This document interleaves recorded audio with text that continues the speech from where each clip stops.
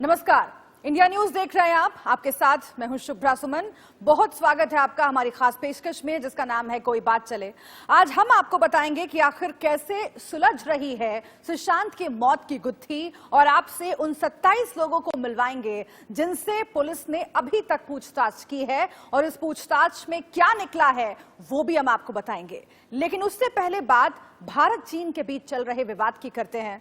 15 और 16 को गलवान घाटी में भारत और चीन के बीच झड़प हुई थी और यहां पर चीन मार्शल आर्ट फाइटर्स को तैनात किया गया। LAC पर एक और सैटेलाइट मैप अब सामने आ गया है।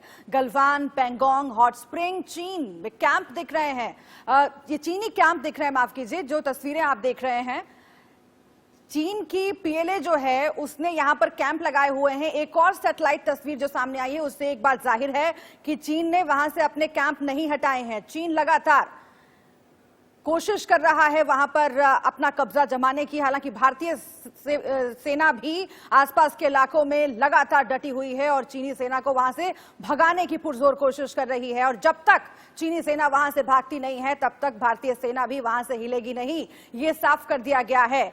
लेकिन इस बीच जो सैटेलाइट इमेज सामने आए हैं वो बहुत चौंकाने वाले हैं। ये सैटेलाइट मैप जो है वो 28 जून का बताया जा रहा है। 28 जून को नया सैटेलाइट मैप सामने आया। ये फिंगर एरिया है जो आप देख रहे हैं, फिंगर एरिया जहां पर भारत की पेंगोंग झील बहती है।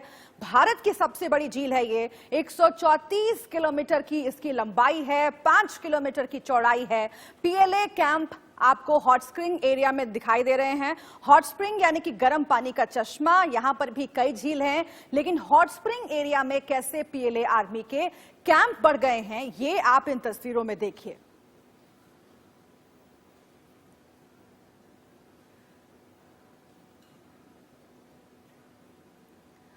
और अब आपको दिखाते हैं कि कैसे भारतीय सेना LAC पर चीन को सबक सिखाने के लिए सबसे बड़ी तैयारी कर रही है। भारत ने LAC पर माउंटेन कॉप बैटल ग्रुप की तैनाती की है।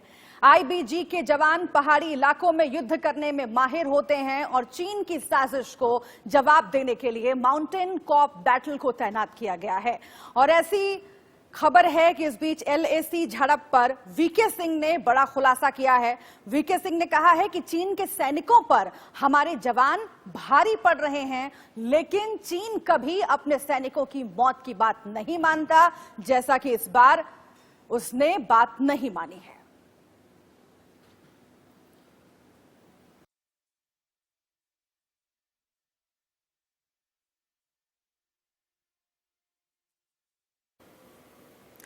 ये तस्वीरें आप देख रहे हैं और इन सब के बीच सबसे अहम खबर यह है कि VK सिंह ने यह कहा है कि पहले भी नहीं माना है चीन अपने सैनिकों की मौत की बात और इस बार भी वो नकारने में लगा हुआ है। लेकिन उन्होंने और भी बहुत महत्वपूर्ण खुलासे किए हैं जो इस पूरे मुद्दे में बहुत अहम हो सकते हैं।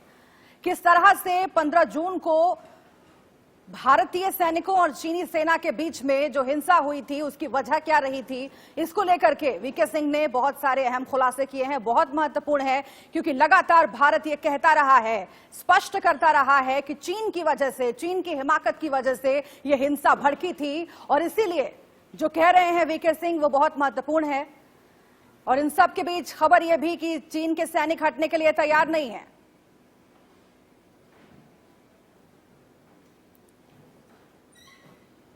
और चलिए अब आपको बताते हैं कि मार्शल आर्ट फाइटर्स के जवान कैसे काम करते हैं और भारतीय जवान उनसे कैसे भिड़े।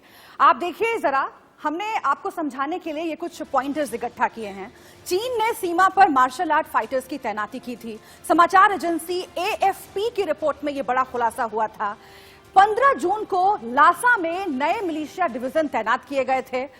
ये जो पॉइंटर्स आप देख रहे हैं बहुत महत्वपूर्ण है क्योंकि बार बार ये फिगर आउट करने की कोशिश हो रही है कि आखिर कैसे हिंसा भड़की। चीनी सेना ने 5 नए मिलिशिया डिवीजन तैनात किए थे। मिलिशिया में मार्शल आर्ट क्लब के फाइटर्स भी शामिल थे। Mount Everest Olympic torch relay team के सदस्यों की भी तैनाती वहां पर की गई थी। टॉर्च रिले टीम को पहाड़ों पर चढ़ाई करने की जानकारी होती है। 15 जून की रात गलवान घाटी में भारत चीन की झड़प हुई थी।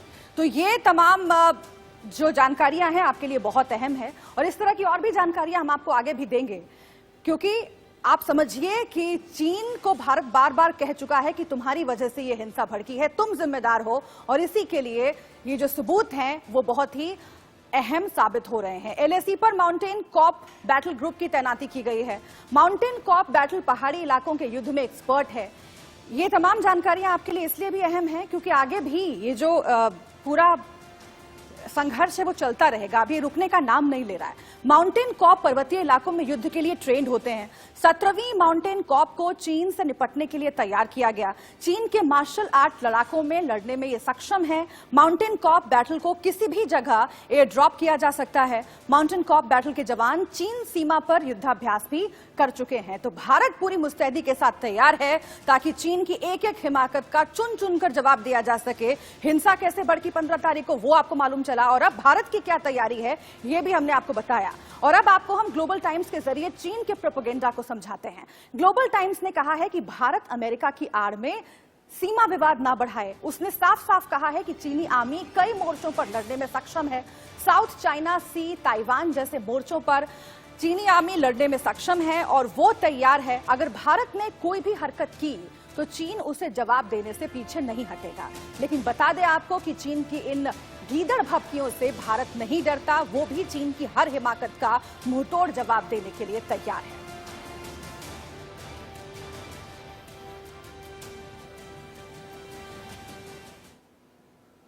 चीन के मुखपत्र ग्लोबल टाइम्स की नई गीदड़ भभकी, टिड्डियों का हमला झेल रहा है भारत। ये ग्लोबल टाइम्स ने लिखा है, चीन से ट्रेड वॉर करना भारत के बस पे नहीं है। ये कहकर भारत को भड़काने की, उकसाने की कोशिश ग्लोबल टाइम्स यानी कि चीन के मुखपत्र ने की है। और देखिए, इस तरह की खबरें लगातार ग्लोबल टाइम्स में प्रकाशित होती रहती हैं।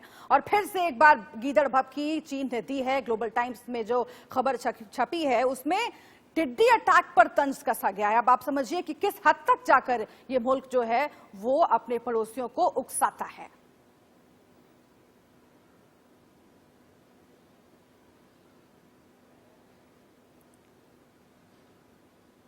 और आइए अब हम आपको समझाते हैं कि वो कौन कौन से इलाके हैं जहां पर भारत और चीन के बीच में विवाद है, लेकिन वो इलाके भारत के हैं और वहां पर नजर जो है वो चीन की है।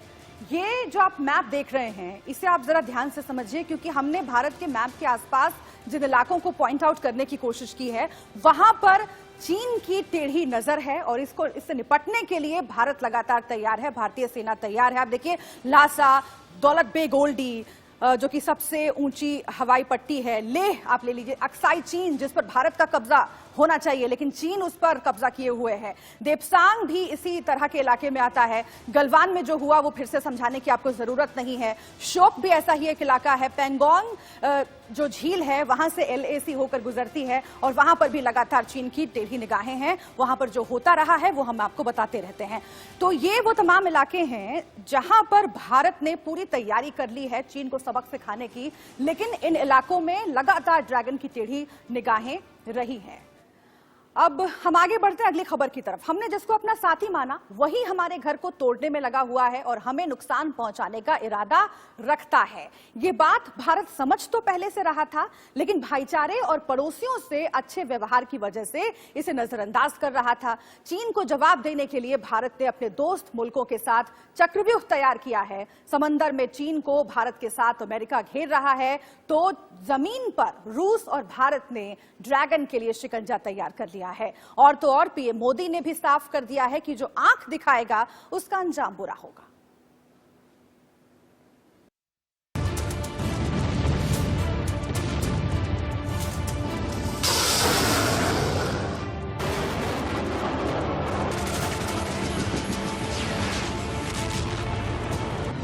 चीन ने चली चाल, भारत ने समंदर में फेंका जा, सीमा पर नहीं माना ड्रैगन, तो तय है बड़ा बवाल।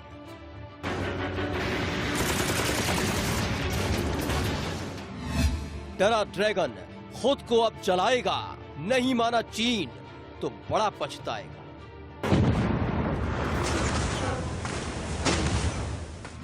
पीएम मोदी ने ड्रैगन को दी चेतावनी, भारत पर नजर डाली तो कुचल देगी हमारी आर्मी।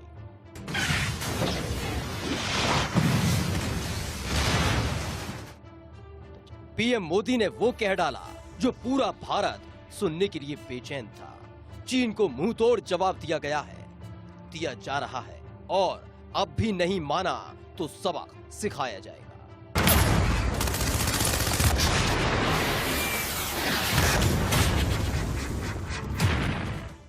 भारत मित्रता निभाना जानता है तो आंख में आंख डालकर देखना और उचित जवाब देना भी जानता है।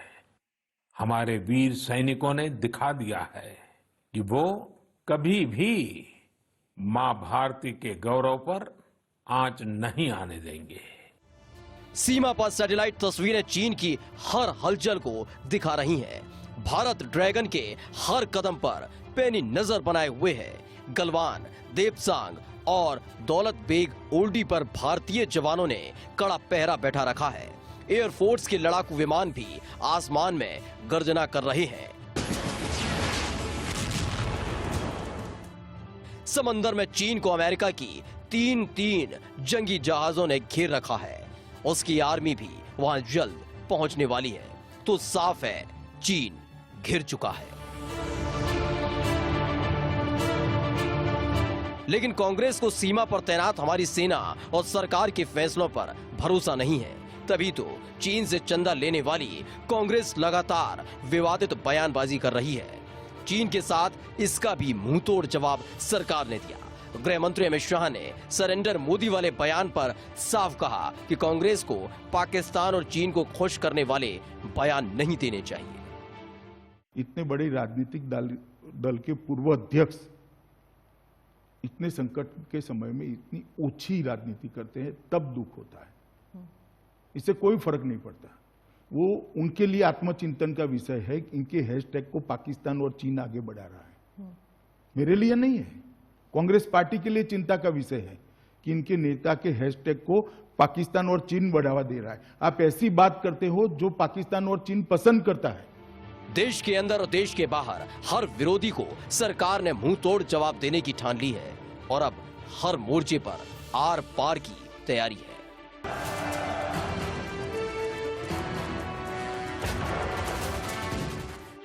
Bureau report, India news.